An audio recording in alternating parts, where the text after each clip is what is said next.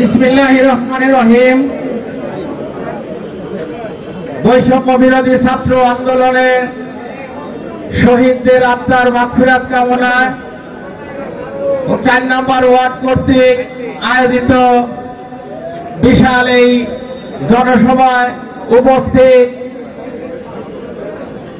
আমাদের প্রান্তীয় নেতা, আজকের অনুষ্ঠানের প্রধান অতিথি গুরুদাসপুর উপজেলা বিএনপির সম্মানিত সভাপতি, সাবেক উপজেলা চেয়ারম্যান, বারবার ইউনিয়ন কাউন্সিলের চেয়ারম্যান আব্দুল আজিজ ভাই আপনাদের মাঝে উপস্থিত আছেন। উপস্থিত গুরুদাসপুর পৌরসভার বারবার নির্বাচিত মেয়র, গুরুদাসপুর পৌর বিএনপির সংগ্রামী সভাপতি বড় ভাই মশিউর রহমান বাবলু সহ গুরুদাসপুর উপজেলা বিএনপির সংগ্রামী সাধারণ সম্পাদক ওমর আলী শেখ, মোহাম্মদ আলী উপজেলা বিএনপির সাংগঠনিক সম্পাদক, আমার গুরুদাসপুর পৌর বিএনপির সাংগঠনিক সম্পাদক শহীদুল ইসলাম শেখ মিজান সহ আমার ছোট ভাই যুগ্ম আহ্বায়ক মিলন মাহমুদ সহ উপস্থিত গুরুদাসপুর উপজেলা বিএনপির ইউনিয়নের সভাপতি, সাধারণ সম্পাদক এবং আমার পৌরসভার বিভিন্ন ওয়ার্ডের নেতৃবৃন্দ সহ সামনে সকলকে আমার সালাম, আসসালামু আলাইকুম। সংগ্রামী সাথী ও বন্ধুরা, আমাদের ছাত্র ভাইরা চেয়েছিল, অধিকার চেয়েছিল, এই সরকারের কাছে অধিকার চেয়েছিল, ঠিক একই চাওয়া ছিল আমাদের বিএনপির নেতৃবৃন্দ সকল নেতা কর্মীদেরও। সেই অধিকার 15.5 বছর আমাদের ভাইরা রক্ত দিয়েছে রাস্তায়, আপনারা দেখেছেন, হামলা মামলা শিকার হয়েছেন, বাড়ি ঘরে ঠিক মতো বসবাস করতে পারে নাই। নিয়ে থাকিছি আমরা যখন স্বাধীনভাবে যখন চলা শুরু করেছি, এখন এই স্বাধীনতা কিন্তু দ্বিতীয়বার এই ছাত্ররা নিয়ে এসে দিয়েছে। এই শান্ত পরিবেশ আমরা কিন্তু নষ্ট হতে দিব না। আমাদের নেতারা আজকেও আমাদের অহংকার নাটোর জেলার সংগ্রামী সভাপতি রুহুল কুদ্দুস তালুকদার দুলুভাই সহ নাটোরের নেতৃবৃন্দরা কিন্তু আজকেও বলে দিয়েছে, আপনারা শান্ত থাকেন, সবাইকে নিয়ে শান্তিপূর্ণভাবে বসবাস করেন।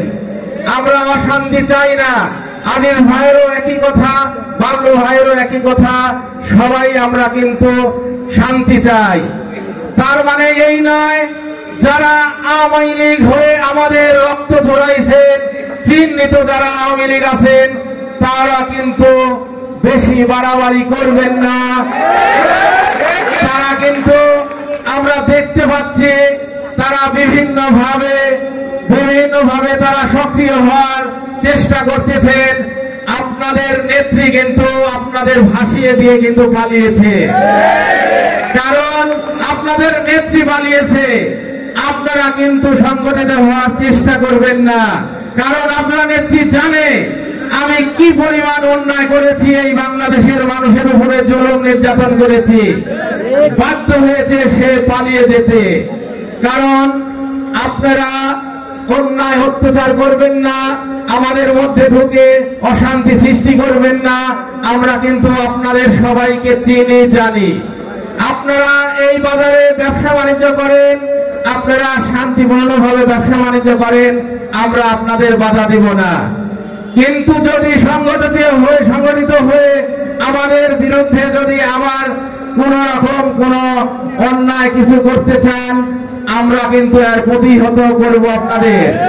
আপনারা কিন্তু এই এলাকায় আর আপনাদের এই পুলিশ বাহিনী নাই যে আপনারা সাথে করে নিয়ে আমাদের উপরে ঝাঁপিয়ে পড়বেন। আপনাদের পুলিশ নাই মানে আপনাদের কোনো শক্তি নাই।